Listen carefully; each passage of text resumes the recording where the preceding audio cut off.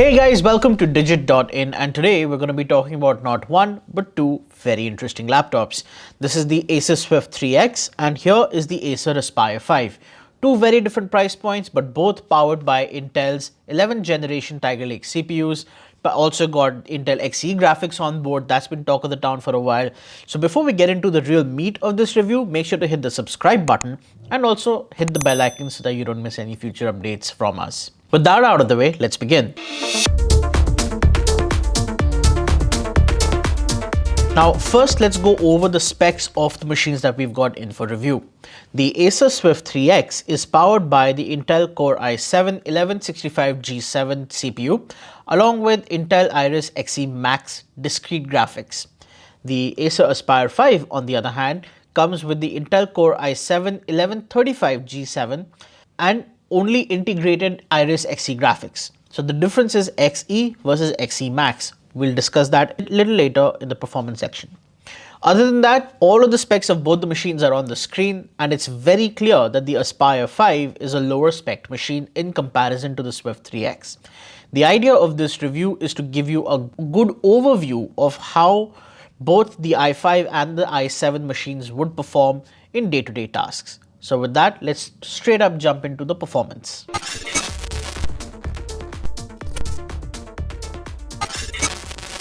Now, running a standard suite of benchmark tests on both these machines, one thing was very clear.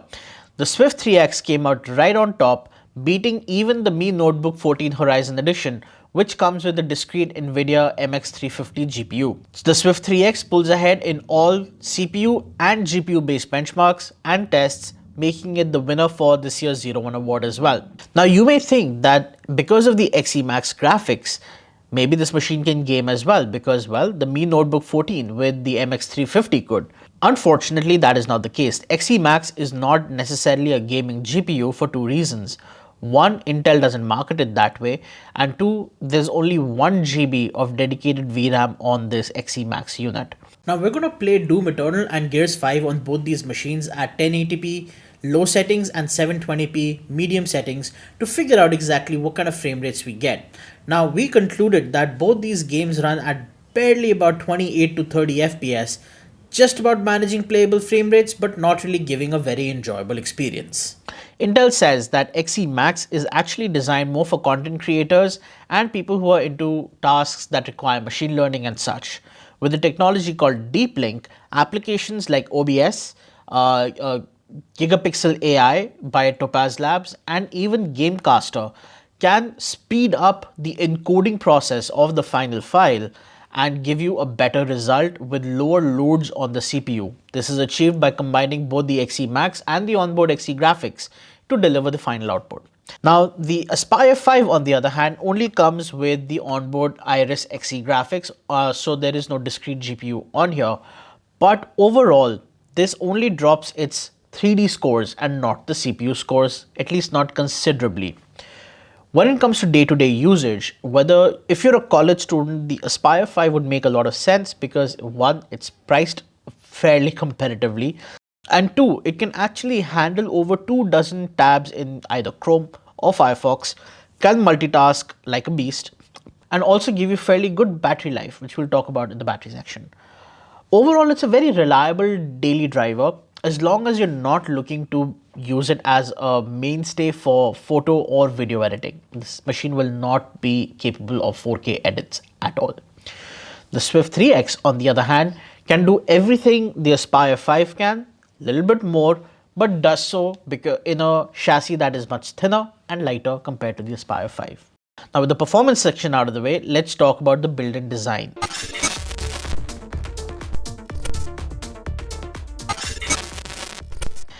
Both of these machines are actually using a very similar design. They use aluminum as a primary material for construction, and while Aspire 5 ends up feeling a lot more sturdy and a lot more solid, it's the Acer Swift 3X that commands a much higher price.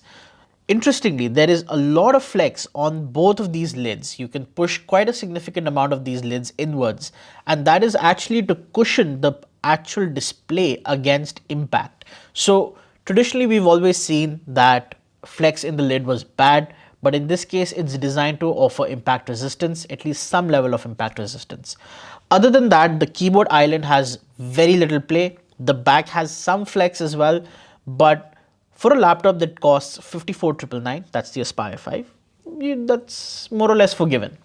But for a machine that costs 92,999, that's the Swift 3X, I would have expected a little bit more.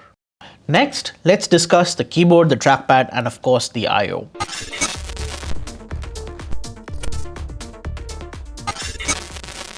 Now, interestingly, both of these keyboards offer a very nice typing experience. There's short travel, it's sharp feedback, the keys are not very spongy, they're actually quite tactile.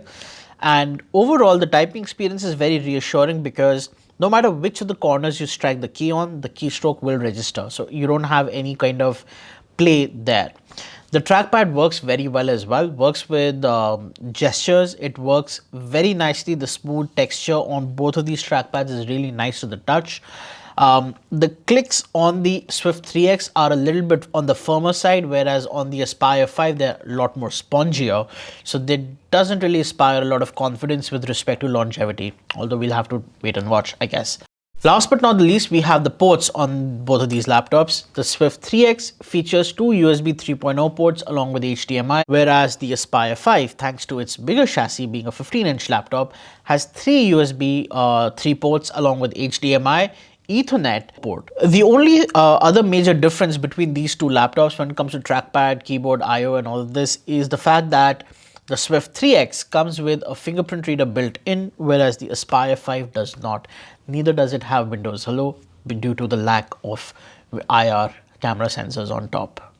Next up, let's talk entertainment, and by that I mean, well, the display.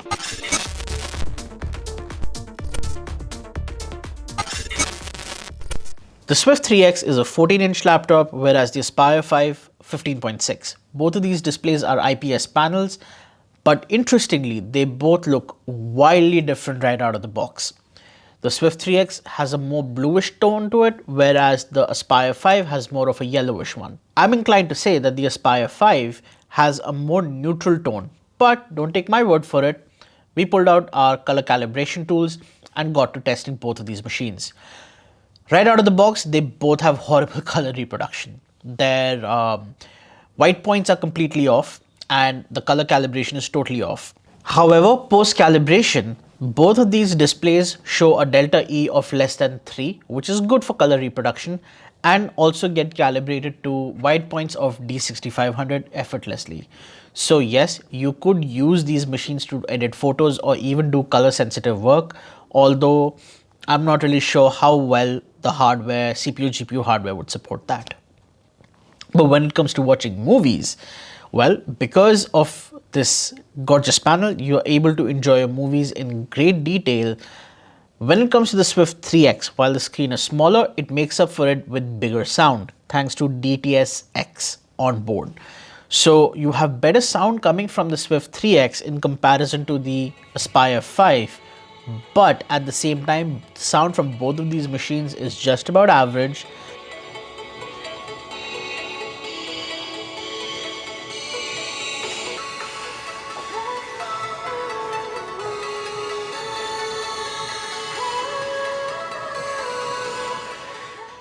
It sounds fairly cold, fairly hollow, and does not have the dynamic range or a well enough channel separation to give you a true surround experience, let alone, you know, the feeling of being immersed in sound as a whole.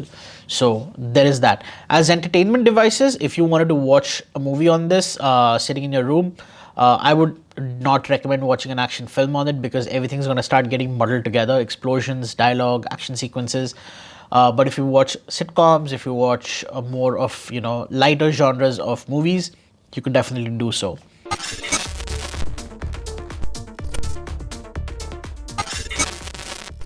Last but not the least, I want to talk to you about the battery life on these two machines. Now, in our testing, the Asus Swift 3X gave about 6.5 hours on runtime in the PC Mark 10 battery life test, whereas the Aspire 5 gave 7 hours and 40 minutes.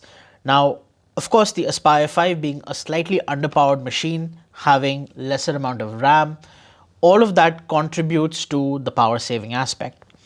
The Swift 3X, however, in day-to-day usage does deliver a solid 7 to 8 hours of use, with of course the brightness to maybe 50% or less. I never really need to go beyond that.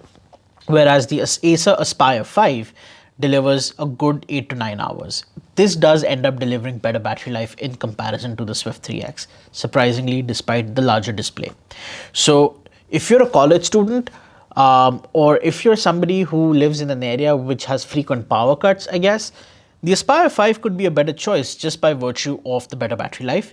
That's of course assuming you don't need the powerful i7 to go with. If you do need an i7, you can get an Aspire 5 with i7, but then the price goes up. So let's conclude this review. First, let's talk about Intel's 11th Gen chips. Are they more powerful than the predecessors? Yes. Are they notably more powerful? Maybe not. Does Iris Xe Max change the game when it comes to gaming? Not at all. Does it enable content creation on lower price machines? Well, yes and no. No, because manufacturers refuse to price it logically. This machine is 93,000 bucks because of Iris Xe Max and Core i7. Interestingly, if you consider the Aspire 5 at 54,999, it's still a very good machine for most people who are looking for a daily use laptop. Spend a little extra, you get Core i7 of 11th Gen, but you also get the NVIDIA MX350 with 2 GB of VRAM for 74,999, which as we've already seen with the Mi Notebook 14 Horizon Edition, the NVIDIA MX350 does actually allow you to game. So for 75,000 rupees, you get a basic gaming machine as well, although it's not a gaming laptop. But yes, you could play CSGO, you could play Doom Eternal, you could play a few racing games if you wanted to, as long as you're willing to adjust and compromise on the graphics setting. But the Swift 3X is a more premium looking device. It's built like a premium device. It's spec'd like a premium device, and therefore it's priced like a premium device. Therefore, the audience for the Swift 3X is generally somebody who's looking for and is capable of paying for the premium. The Aspire 5, on the other hand, is the laptop of choice for everybody else. Even if you're looking for power, go with the Aspire 5 instead. Save the money, you get better components for a lower price, and not to mention a bigger screen, of course. So hopefully this review has answered most of your questions with respect to Intel's new 11th Gen chips, with respect to the Swift 3X, and with respect to the Acer Aspire 5. If you have any further questions, do make sure to leave them in the comment section below, and I will try and get back to them as soon as I can. Thank you guys for watching, and as for me, I'm gonna see you in the next one.